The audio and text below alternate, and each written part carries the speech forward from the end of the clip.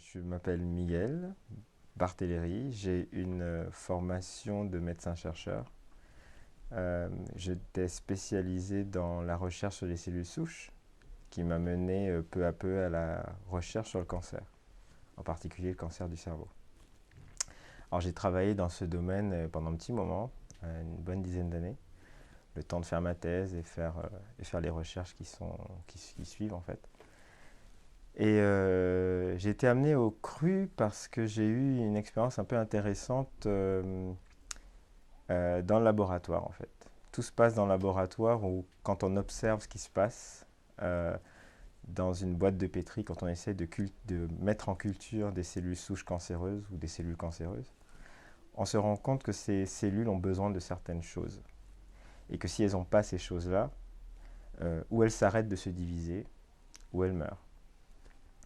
En l'occurrence, on se rend compte que pour que ces cellules soient viables, pour qu'elles puissent se diviser dans une boîte de pétri, il faut qu'il y ait beaucoup de sucre dans le milieu, beaucoup plus que d'habitude.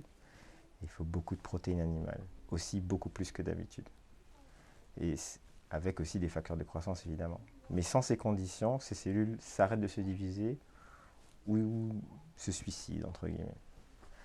En particulier les cellules souches. Donc c'était très intéressant pour moi de remarquer ça. Surtout qu'à la base, je n'avais pas une formation, j'avais pas une spécialité dans le cancer au départ, c'est quelque chose qui est arrivé plus tard. J'avais un regard un peu neuf par rapport à la cancérologie. Et évidemment, on se pose des questions un peu existentielles sur ce que ça signifie, que ces cellules aient besoin de ces deux conditions pour survivre. Euh, alors qu'on se fait une idée des cellules cancéreuses comme étant agressives, comme étant des cellules qui se divisent, qui prolifèrent sans s'arrêter, sans contrôle, sans rien.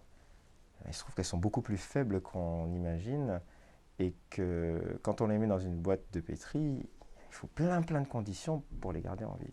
Elles ne restent pas en vie comme ça toutes seules. Ce qui n'est pas nécessairement vrai pour des cellules relativement normales. Pas nécessairement vrai. Alors, j'ai assisté à une conférence d'un chercheur américain qui venait de l'Université du Texas et qui était venu faire une conférence dans l'institut dans lequel je travaillais, à Boston, et qui est venu parler du fait que, à un parterre de cancérologues, il est venu parler du fait que euh, ça fait plus d'un siècle qu'on sait que le cancer, c'est une maladie métabolique. Alors, il a commencé volontairement avec cette affirmation coup de tonnerre dans l'audience. Et il a démontré effectivement que pour les cellules souches cancéreuses du cerveau, avec lesquelles je travaillais, il a démontré que leur métabolisme était complètement différent, qu'elles étaient dépendantes de protéines animales, dépendantes de certains acides aminés qu'on trouvait beaucoup plus dans les protéines animales que dans les protéines végétales, et qu'elles étaient dépendantes du sucre. Et il démontrait, pendant l'heure dans laquelle il a parlé, il a démontré effectivement que c'était une maladie plutôt métabolique. Que si on supprimait ces conditions, le cancer n'avait pas lieu d'être. Alors c'est vrai pour le cancer, et il y avait des répercussions sur d'autres maladies, euh, dégénératives en particulier, du cerveau, donc Alzheimer et ce genre de choses. Donc c'était une conférence très intéressante, et comme j'étais intéressé par le sport, je faisais beaucoup de sport, la nutrition c'est quelque chose d'important quand on fait du sport, on finit par faire un peu le lien, on cherche, parce que mon travail c'est, j'étais formé comme chercheur, donc on ne se remet pas de ça, hein. Quand on a commencé à faire de la recherche, on est toujours chercheur. On continue à lire, on continue à se renseigner, on continue à être curieux, ce qui est toujours important. Et euh, je suis tombé plus ou moins par hasard sur les écrits de Dr Campbell, qui était un professeur d'université de Cornell aux États-Unis, qui a été formé dans la même université que moi aux États-Unis, et qui est un professeur émérite maintenant, qui est à la retraite, mais qui a passé 40 ans de sa vie à étudier la nutrition, et qui a écrit plus de 300 et quelques articles scientifiques sur la nutrition. Alors quand on connaît, quand on sait la difficulté qu'implique la publication scientifique, on se rend compte que c'est quand même quelqu'un avec qui il faut...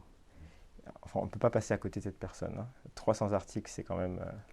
Alors, évidemment, c'est quelqu'un qui a été très important dans la nutrition aux États-Unis, mais il n'avait pas vraiment encore écrit de livre.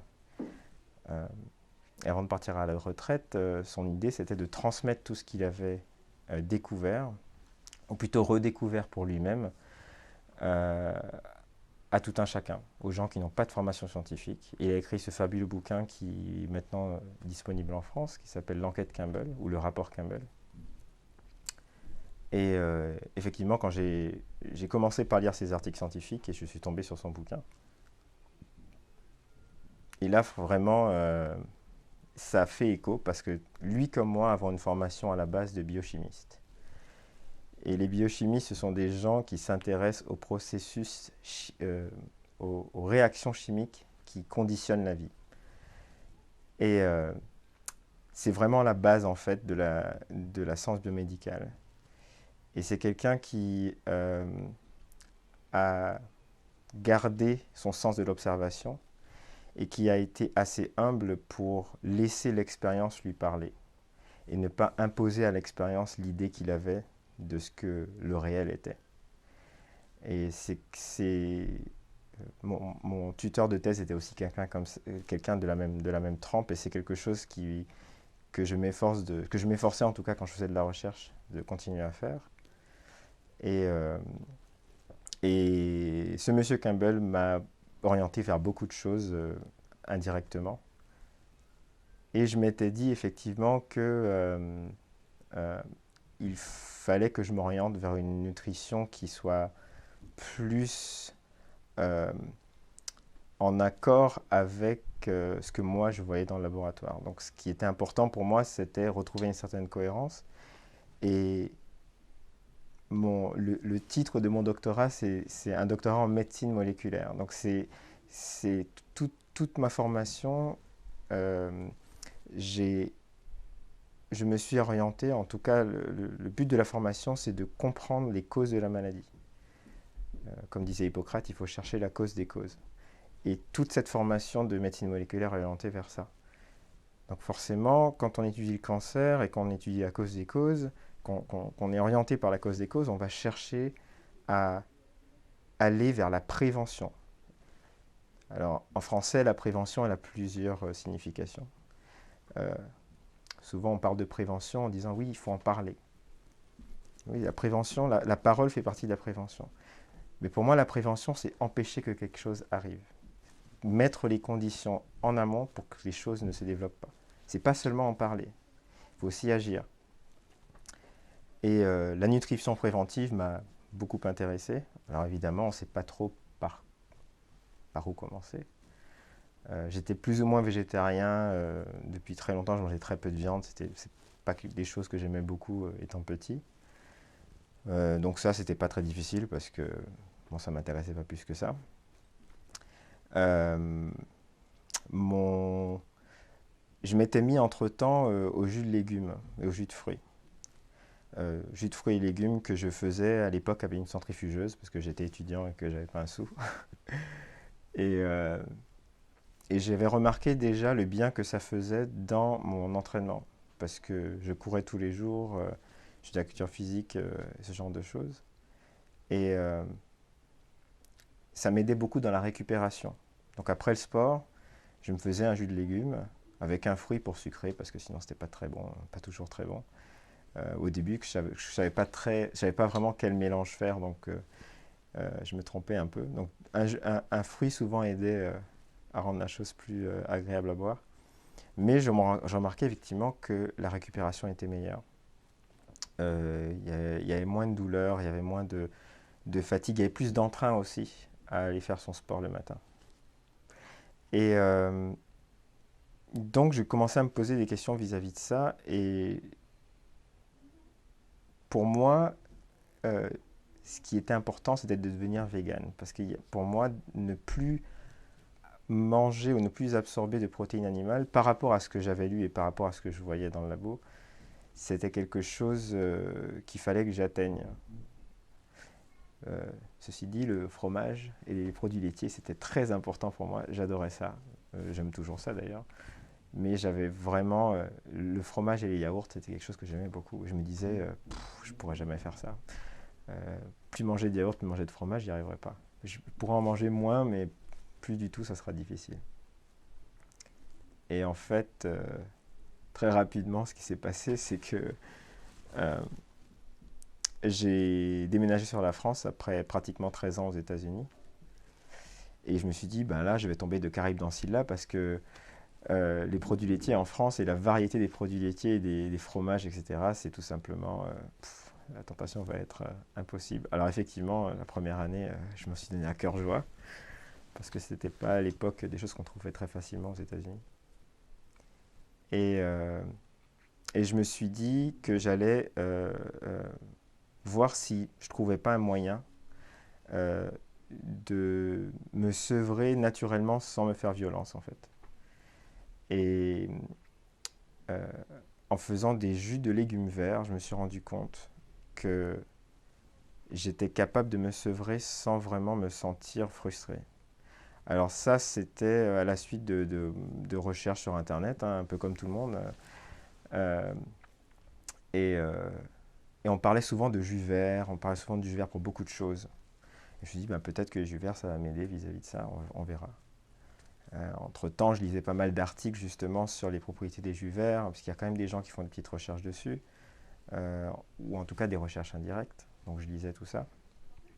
Et effectivement, les jus verts m'ont aidé à me sevrer. Alors c'était tout bête, mais apporter des légumes verts dans son jus, une proportion entre 30 et 50% du poids initial, euh, m'a complètement aidé à me sevrer. Donc au bout d'une semaine, donc je me faisais 1 litre ou 2 de jus par jour, en plus de ma nutrition normale.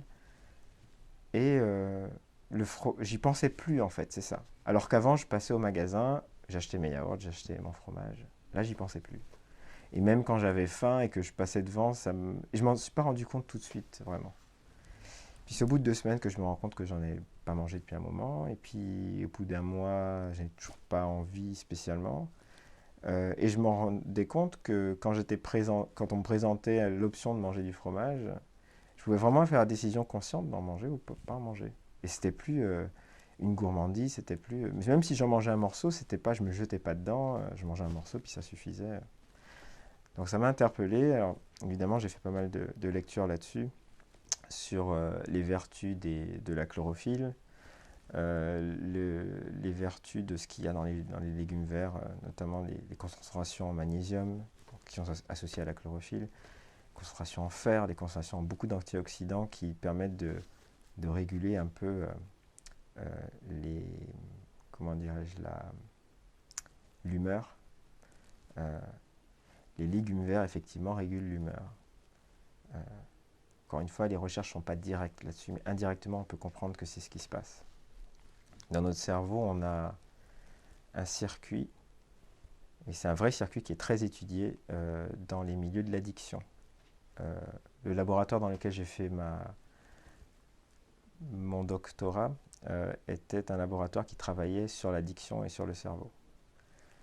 Et ce circuit s'appelle le circuit de la récompense. En tout cas, c'est la traduction que j'en fais. Et c'est un circuit qui est pris d'assaut, en tout cas pris d'otage par tout ce qui est drogue en général, tout ce qui est addictif. Parce que c'est le circuit qui va encourager l'individu à continuer à faire ce qu'il a à faire. Par exemple, si j'ai très faim et je mange, c'est ce circuit qui va être mis en action pour m'encourager à continuer à manger parce que j'ai besoin de manger. Donc ça, quand tout marche bien, c'est bien parce que ça nous encourage à faire ce qui nous permet de survivre. Donc c'est une bonne chose. Ceci dit, il y a des aliments ou des produits chimiques qui peuvent prendre ce circuit en otage et le faire marcher sans que ce soit pour notre bénéfice. Une drogue, c'est exactement ce qui se passe. Elle prend ce circuit en otage et on devient des machines à consommer cette drogue, malgré soi, malgré le fait que notre entourage se détériore, malgré le fait que le corps ne se sent pas bien, etc. On continue à le faire. Et ce qui est intéressant dans ce circuit de la récompense, c'est qu'il y a des nourritures qui sont addictives de la même manière. Et les jus verts contrecarrent un peu ça. En nous, en nous permettant d'avoir une meilleure humeur, on est moins sujet à ce circuit de la récompense. Ça, je vous dis ça, il n'y a pas de recherche directe sur la chose.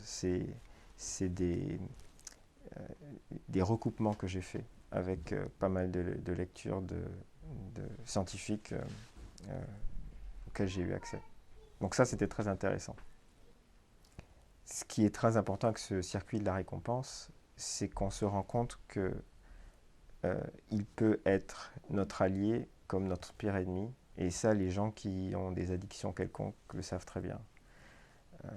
Les gens qui étudient ce circuit de la récompense le trouvent fascinant parce que il faut être acteur de son addiction pour qu'il y ait addiction. Si je vous force, je vous donne une drogue de force, vous n'allez pas du tout être addict, vous n'allez pas du tout être accro à cette drogue. Il faut que vous soyez acteur de ça. Et quand on mange, on est acteur de ça. Et on a besoin de manger. Et parce qu'on a besoin de manger, c'est très difficile, c'est encore plus difficile que de s'en sortir d'une drogue dont on n'a pas besoin. Donc, dans mon cas, je n'avais pas de maladie particulière, donc je n'avais pas vraiment de raison de faire un changement alimentaire. Il n'y avait pas de raison pressante. Mais pour moi, c'était important, de par mes études, de par la manière à laquelle je voyais le monde, en tout cas, d'aller dans cette direction-là. Et j'ai beaucoup d'amis naturopathes et diététiciens qui me parlaient du cru. Ils me disaient oui, c'est vrai qu'apparemment c'est mieux parce que le cru apporte vraiment tous les nutriments dont on a besoin. Alors ça, c'est quelque chose pour un biochimiste qui fait qui a un écho retentissant parce que vous allez voir à la télé souvent on va vous dire ah, le brocoli c'est formidable, c'est un anti-cancer. Oui, oui, c'est un anti-cancer, en effet. Mais si vous le mangez cru, si vous le mangez cuit, il n'y a plus rien dans le brocoli. Ou très peu, c'est négligeable. Le brocoli ne va pas vous empêcher votre cancer. Le brocoli, il faut qu'il soit cru. Toutes les propriétés qu'on accorde à certaines plantes comestibles, hein, d'un point de vue de prévention au niveau de la nutrition, pareil, il faut que ce soit cru. Alors, quand on fait des jus, on se dit chouette, au moins je pourrais avoir cet accès-là, je pourrais avoir accès à cette nutrition parce que je vais obtenir le meilleur de la plante, comment dirais-je, dans sa forme la plus complète finalement, sans avoir à me battre entre guillemets avec les fibres. Alors je fais un petit aparté où au niveau des jus de légumes, les fibres, c'est vrai que c'est très important. Quand on fait un jus de légumes, on enlève les fibres des légumes. C'est vrai que c'est très important. Ceci dit, les fibres sont très importantes pour ce qui nous apporte beaucoup de calories. Et là, je parle par exemple aux fruits, les racines, les tubercules, ce genre de choses. Il faut qu'on ait des fibres avec ces aliments-là parce qu'ils apportent beaucoup de calories. Et pour tempérer l'absorption de ces calories, il faut des fibres. Les fibres se comportent comme des éponges. Ce sont des éponges qui nous permettent de... Enfin, qui absorbent, on parle d'adsorption, qui absorbent les nutriments. Donc nous, quand on digère, on va être en compétition avec les fibres pour extraire la nutrition. Systématiquement, on est en compétition. Donc il faut avoir déjà un système digestif bien rodé pour pouvoir extraire le maximum de nutrition d'un produit. L'exemple que je donne souvent, c'est par exemple quand on fait un jus de carotte, quand on mange une carotte plutôt, on mange une carotte, ça va nous mettre 3 à 5 heures à la digérer, ce qui est relativement rapide. Ceci dit, on va réussir, pour la moyenne des gens, un individu moyen va réussir à extraire 17 à 20% de la nutrition de cette carotte. C'est des mesures qu'on peut faire. Hein. On mesure la carotène, on mesure la vitamine C et on se rend compte du taux d'absorption des nutriments. Quand on fait un jus de carotte, ce jus de carotte, il va quitter l'estomac, et je parle bien quand on enlève les fibres, hein, pas un smoothie, quand on enlève les fibres de la carotte, ce jus-là va quitter l'estomac en 15-20 minutes. Donc c'est prédigéré, entre guillemets. Et on va avoir pratiquement 70% de la nutrition de cette carotte. On n'a pas du tout accès à la même nutrition quand on fait un jus de légumes que quand on le mange. Alors c'est complémentaire tout ça. jusque-là, comme je faisais des jus de légumes, je me disais, super, je bois mon litre de jus de légumes par jour, sachant qu'on absorbe à peu près un peu plus de 2 litres même 2 litres 5 de nourriture par jour, hein. Ça fait 2 estomacs et demi un peu, c'est un peu ça, hein. Euh, 1 litre de jus par jour, bon ben 50% de mon apport alimentaire, c'est représenté par des légumes crus. Euh, Ceci dit, ça suffisait pas. Je me disais effectivement, il va falloir que j'essaye d'arriver vers le cru. Et je pense que ce qui m'a permis de faire le pas, malgré tout ce que j'avais expérimenté physiquement, il fallait que je comprenne l'importance d'aller vers encore plus de cru dans mon alimentation. Et surtout, il fallait que j'arrive à vaincre ma peur de manquer d'énergie. Parce que c'était vraiment ça. Comme je faisais du sport, je me disais, si j'arrête de manger des pâtes, du riz, etc., je ne vais jamais y arriver. Je me suis rendu compte, grâce à des stages d'alimentation vivante, que je pouvais complètement substituer ma source d'énergie, qui était les féculents. Je pouvais la substituer. Je vais substituer les fruits et les fruits, tout simplement, varier les fruits doux comme les fruits acides. Je pouvais substituer ça à ce que je mangeais avant pour obtenir de l'énergie. Et je me rendais compte que ça me tenait beaucoup plus longtemps. Le matin, une purée de fruits, je prenais un purée de fruits le matin après avoir couru. Si à 14 heures j'étais trop occupé, j'avais pas mal de choses à faire au bureau et que j'avais pas vraiment le temps de m'asseoir et manger, je fonctionnais encore, sans maux de tête, sans fatigue, sans rien. Et ça, c'était nouveau pour moi. Il a fallu que je fasse l'expérience de ça. Donc il a fallu que je fasse cette expérience pour me rendre compte que finalement, je pouvais passer au cru très facilement. Je me suis aussi rendu compte que j'avais moins besoin de manger. Tout simplement, moins envie et moins besoin. Ce qui m'étonnait aussi, puisqu'on dit un homme adulte devrait consommer 2500 calories par jour. Et un homme adulte qui fait du sport, au moins 3500. Bon, j'ai fait le décompte de ce que je mangeais en faisant du sport. J'ai fait une petite calcul et je me suis rendu compte que je fonctionnais avec 1500 calories par jour. Et que je faisais du sport. Et que je mangeais à satiété et que je mangeais des fruits tout le temps. Et que chaque fois que j'avais fait un repas, j'avais bien mangé. Mais si je faisais le compte des calories, j'en étais à 1500. Et ça m'a vraiment étonné. Et je me suis rendu compte effectivement que dans la nourriture traditionnelle, cuite, on a besoin d'un équivalent calorique de 2500 calories. Parce que c'est ce qui nous permet d'avoir un minimum du reste dont on a besoin, dont les vitamines, dans lesquelles il reste très peu de choses finalement, les oligo-éléments, etc. C'est le minimum qu'il nous faut pour pouvoir fonctionner sans le détériorer. Quand on a une nourriture vivante, on a besoin de très peu de nourriture vivante pour avoir toutes ces choses-là. Et ça, il a fallu que je fasse expérience de ça. Donc, je vais faire un petit pas en arrière où effectivement, après avoir fait ces expériences dans le laboratoire, pour moi, j'étais plus en cohérence avec ce que j'ai dans le labo. C'est très intéressant de faire de la recherche. Je trouve ça toujours fascinant. Je lis toujours des articles, je me tiens toujours au courant de ce qui se fait.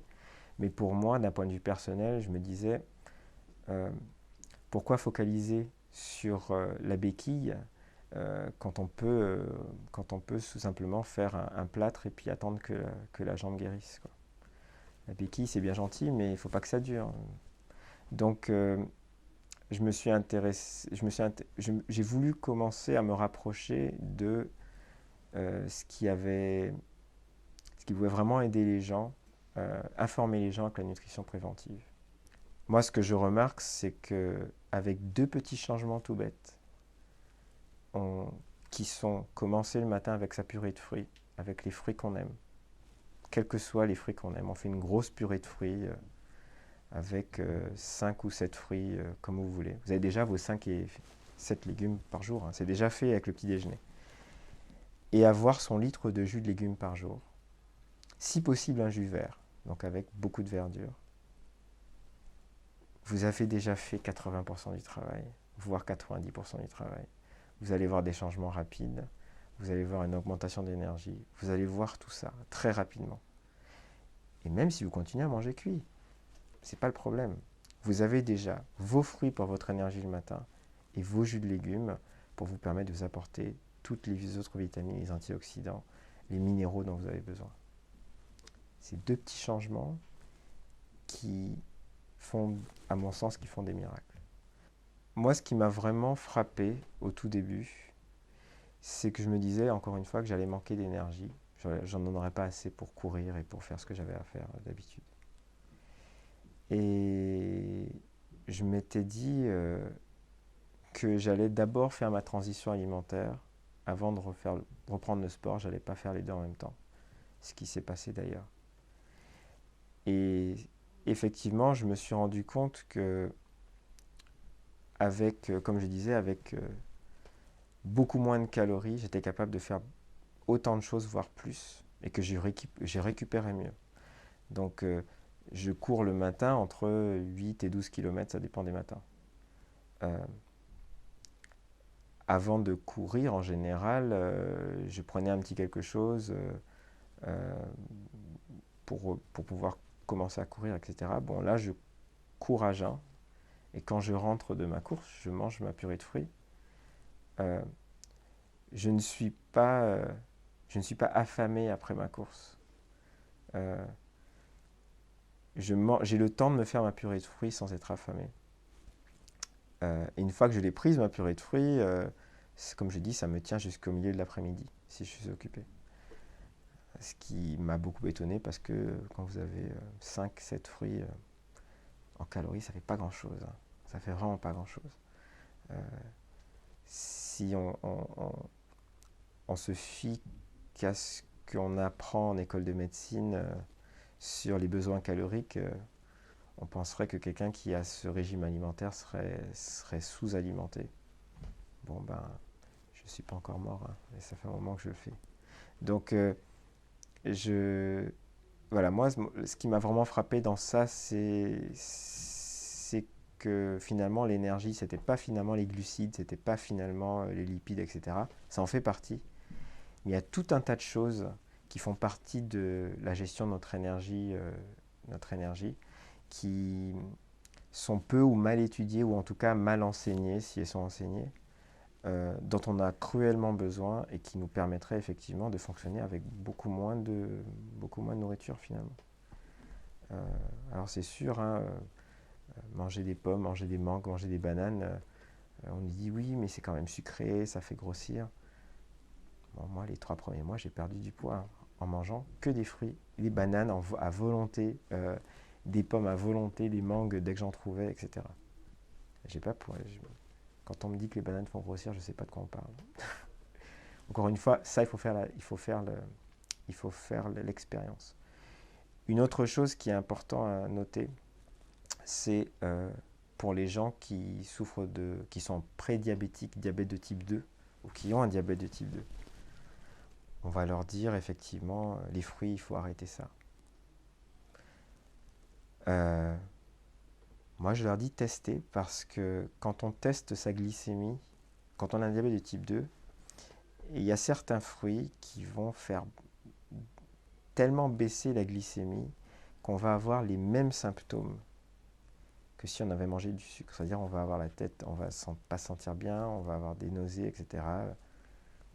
Et on peut se dire, ah, j'ai mangé un exemple de fruit, c'est le litchi qui fait ça.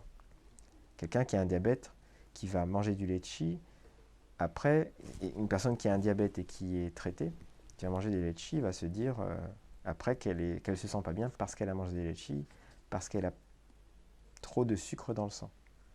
Ben, si on fait le test sanguin, on se rend compte que son taux de sucre a chuté. Et qu'en fait, comme cette personne est sous médicament, elle fait une hypoglycémie, qui ont pratiquement les mêmes symptômes que l'hyperglycémie. Donc on va interpréter le fait qu'elle ne sente pas bien parce que le fruit a apporté trop de sucre. Et en fait, le fruit a fait baisser le taux de sucre dans le sang. Ça, il faut le tester, il faut faire le test. Je ne dis pas qu'il n'y a pas des fruits qui ne font pas augmenter la glycémie, je dis que il faut tester. Et ces tests-là ne sont pas toujours faits. Et malheureusement, ce qui manque un peu dans la nutrition, c'est des tests rigoureux qui démontrent aux gens que quelqu'un qui a un diabète de type 2 qui va manger des fruits ne va pas faire augmenter sa glycémie. Par contre, s'il boit un jus de fruits du commerce ou il mange une compote de pommes du commerce, là oui, là il fait augmenter son sucre. Il faut que ce soit à même le fruit, il faut qu'il le mange ce fruit. Maintenant, pourquoi c'est comme ça, j'en sais rien. J'aimerais savoir si on est prêt à subventionner des recherches là-dessus. Moi, je suis prêt je serais vraiment heureux de les lire, voire y participer. Mais pour moi, et je pense que quand on est un scientifique, on se doit de respecter l'expérience. L'expérience prévaut sur la théorie. Elle prévaut sur la théorie, toujours. Si on a une théorie bien faite et qu'on fait une expérience qui contredit la théorie, il faut questionner la théorie. Peut-être questionner les conditions d'expérience, mais il faut aussi questionner la théorie. C'est important de faire ça. Donc il y a beaucoup de choses qu'on a besoin d'apprendre en nutrition, il y a encore beaucoup de choses à apprendre, et je pense que ces pionniers de la nourriture vivante qui ont fait des choses, qui ont découvert des choses de manière empirique, avec un peu de chance, j'espère en tout cas, vont guider le monde scientifique et le monde médical à se poser les vraies questions. Parce que ces gens-là qui mangent vivant, qui mangent finalement beaucoup moins de calories que les autres, qui retrouvent une jeunesse, qui retrouvent la santé, qui sont des gens qui prospèrent physiquement, remettent en question complètement ce qu'on apprend aujourd'hui par rapport à la nutrition.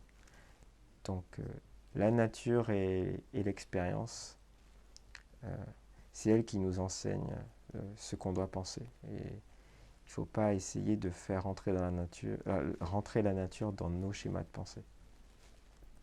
Voilà. Merci Miguel.